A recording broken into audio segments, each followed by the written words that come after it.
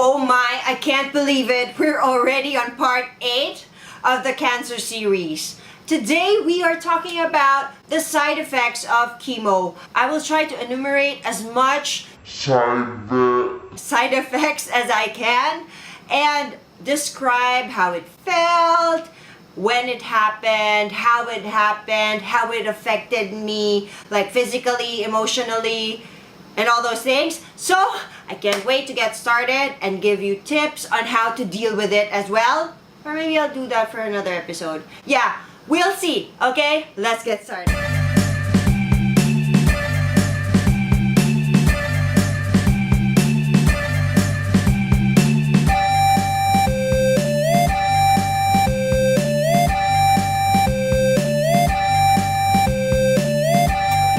Usual, I will be sharing everything I know from experience, from my personal experience. Again, I would like to inform you that there are different chemo medicines, dosage, and your physiology or whatever you call it.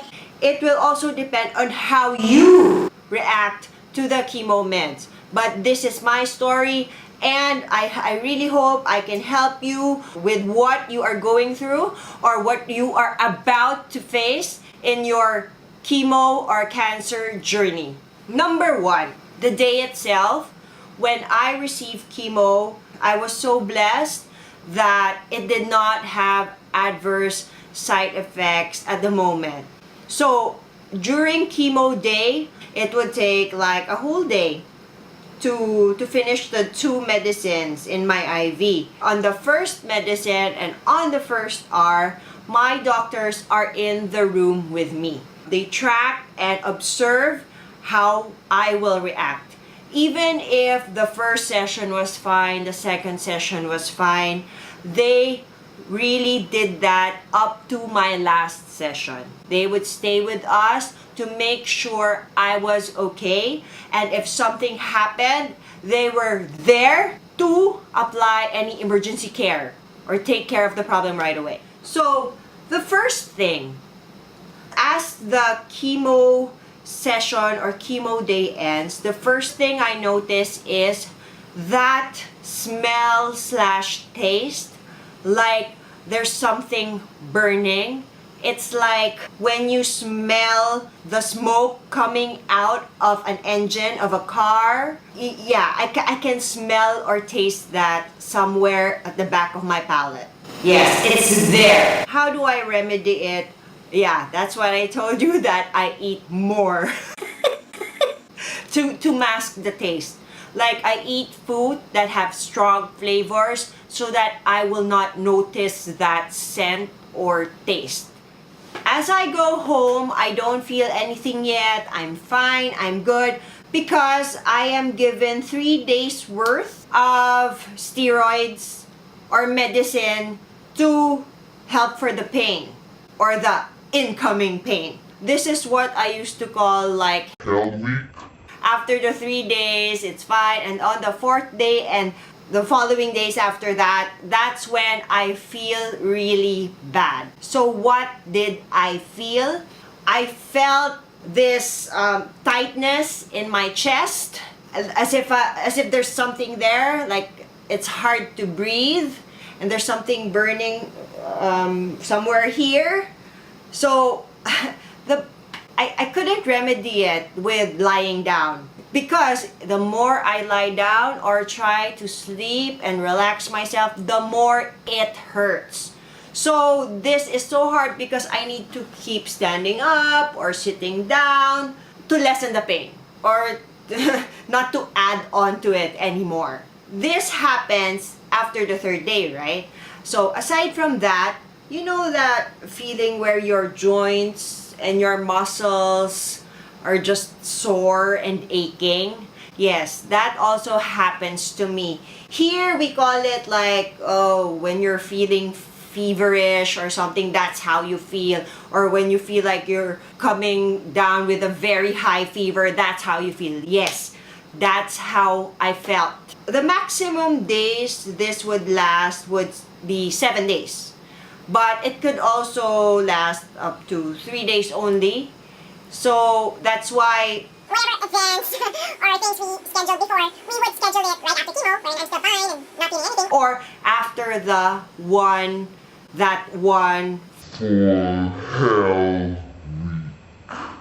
So basically that's number 2 and 3. So number 2 is the muscle pain or chest pain, and number 3 is the joint pains. Now moving on to number 4. Number 4 is moon face.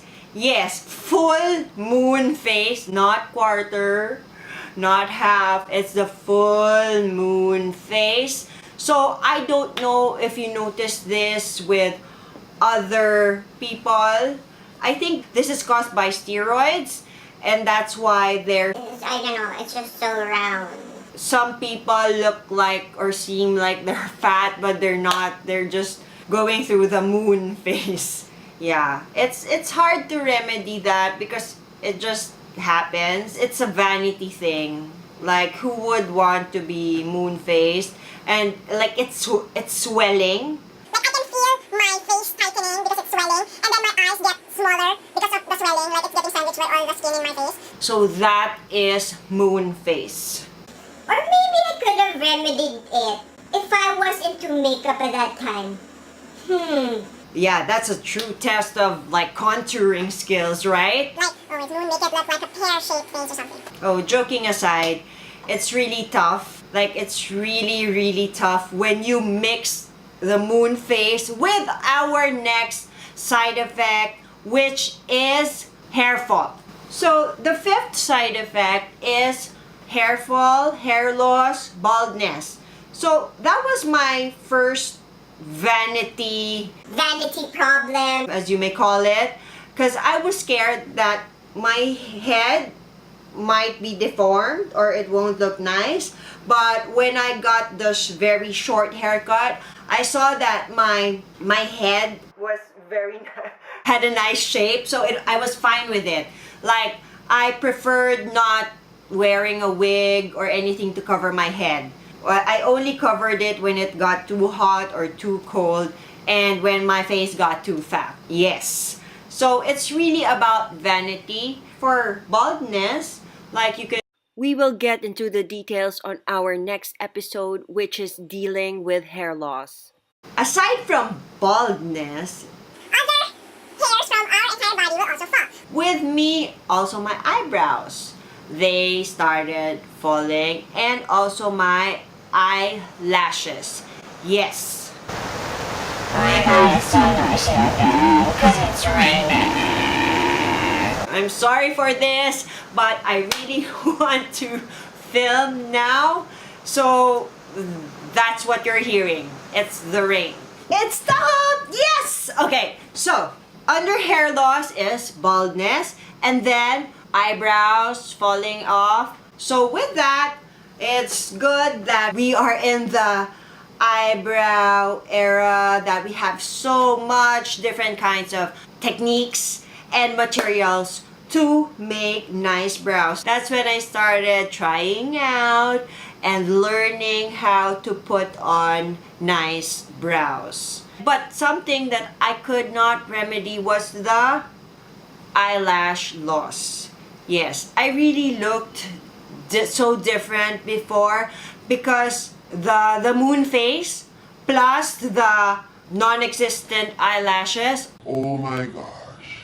I really looked weird. Yeah. Sad times. Yes. I know this is a vanity thing, but it really got to a point that I just stopped trying. I just hid in my own shell. You know, like, oh my god. I cannot do this anymore. I think we will be, or we are all thankful for the hair loss in other parts of our body, so we will not delve into that anymore. Another thing, yes, tips. On the baldness part, I had longer hair than this when I found out that I had cancer and I had to undergo chemo. So what I did was, I did it one step at a time. Like, I think it was a month before I got my first chemo session. So Right after our wedding, I had it chopped off to a bob and then shorter and shorter and shorter until I had Mark shave it all off. I think it's better if you do it ahead of time. Like, do not wait for it like with this length and then you wait for it to fall off. Like, I think that's more jarring and scary. Like when you go like that and you get a clump of hair this thick. I think that's more depressing and scary. Yeah, basically. So I did not wait for that moment to happen. I was ahead of it. Yes, so that before everything else came, before the other side effects came, at least I had one down. Like, okay, I'm gonna shave my head. Okay, how do I remedy this? What do I do? That's what I can suggest to you. Moving on to number 6 is chemo brain. Some people would ask or might wonder, why am I doing this now?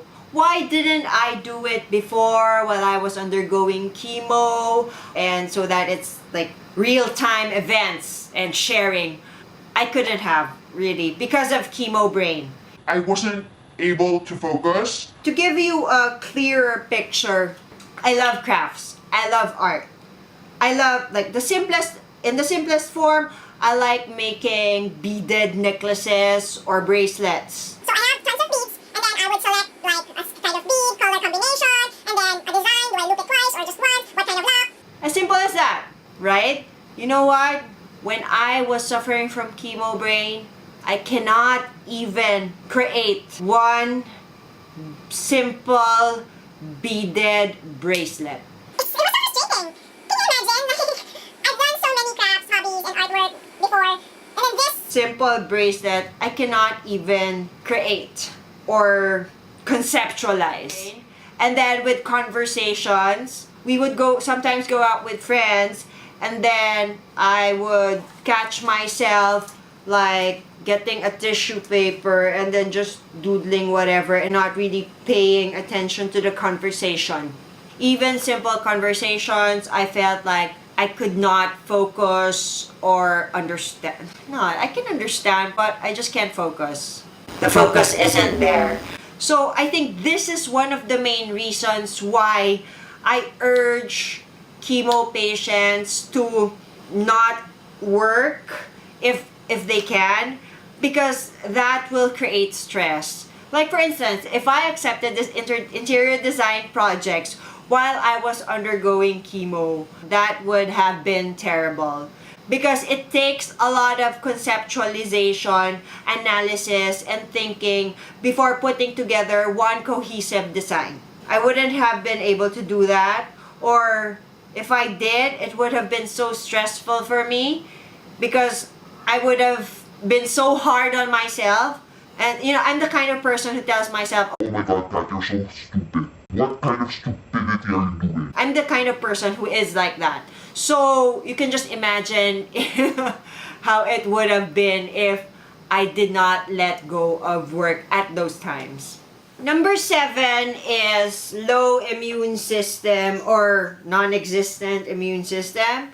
Yeah, because chemotherapy kills the good and the bad cells, I think.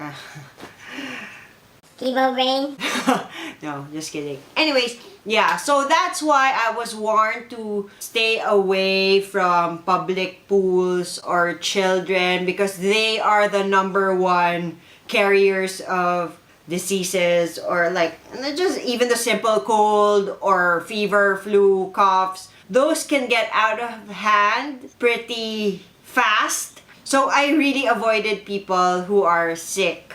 And that's also the reason why they urge chemo patients to wear masks when going out. There was one time, or twice I think, that my chemo session got postponed because I had colds. And I cannot undergo chemotherapy when I'm... Even that littlest bit sick. Because even the slightest cold or coughs can lead to... Pneumonia.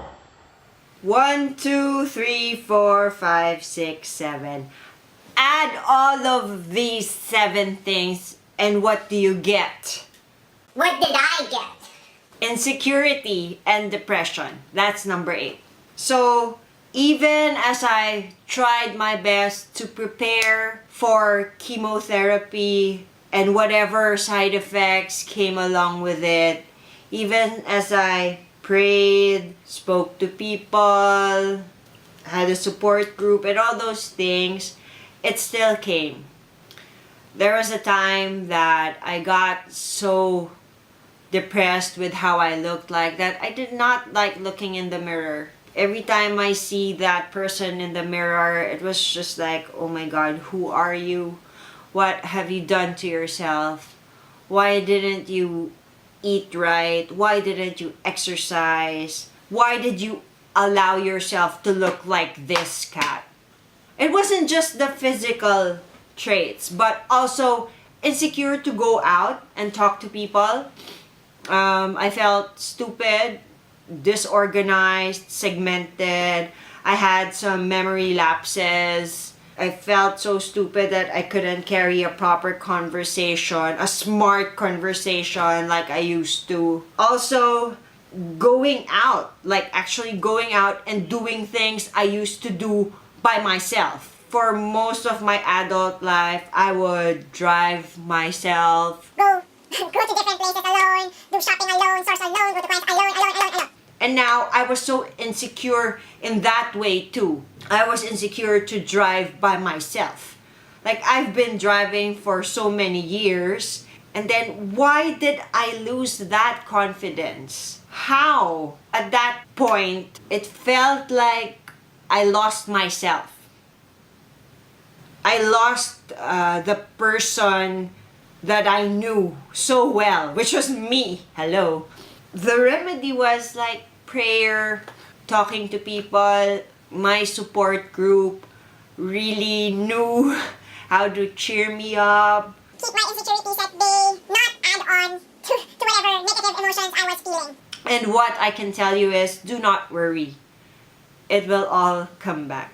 The hair, the normal shape of your face, the thought process, the creativity, the confidence. It will all come back. Just have faith and also give it a little push. Like, you also need to work on it. Nothing will happen if you wallow in it for too long. Those are the 8 side effects that I personally experienced while undergoing chemo. If I remember anything more, I will include it in the next episode that is somehow connected to this one. So that's all for today. And do share this to other people who might need it in their life, need the insight, or simply like just knowing that they are not alone. It happened to me too, and it's also happening to other people who are undergoing chemo or who have cancer. So that's all for today. Do subscribe, hit the like button, and turn on the notifications bell button because I upload every Wednesday, Thursday, Friday, Saturday, and Sunday. And at least one video per week is about cancer or chemotherapy. See you again soon. Bye!